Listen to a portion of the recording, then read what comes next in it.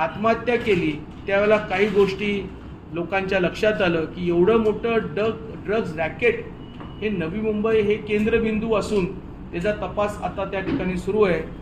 परंतु ह्याचं APMCलाही धागेदोरे आहेत हे मी तुम्हाला जाहीरपणे सांगतो. APMC मार्केट हा फार मोठा एक रॅकेट आहे. या APMCमध्ये कधीतरी FSI घोटाळा होतो, कधीतरी व्यापारी प्रत्यक्षामध्ये बाजार समितीची फीज न आकारता तिथं व्यवसाय करतात. याच बाजार समितीमध्ये अनधिकृतपणे व्यापार केला जातो. याच बाजार समितीमध्ये मोठ्या प्रमाणामध्ये परदेशातले असणारे बांगलादेशी नागरिक ते या ठिकाणी काम करतात, व्यवसाय करतात.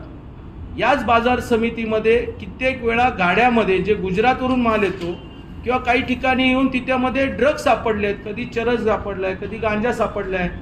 परंतु हे सगळं होत असताना नवी मुंबई APMC मार्केट हे एकदम शांतपणे चाललेली आहे.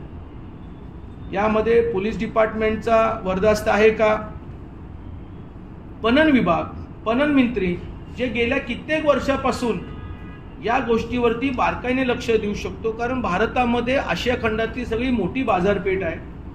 या बाजारपेठामध्ये गृह विभाग, पणन मंत्री, पणन विभागाकडनं 100% दुर्लक्षपणा चाललेला आहे. यदाकदाचित त्यांनाही कुठंतरी गव्हाचं बाचकं, तांदळाचं बाचकं, एखादं ड्रायफ्रूट किंवा सणासुदीला आंबे, फळं, कलिंगड किंवा भाजीपाला, ऑर्गॅनिक भाजीपाला जात असावा.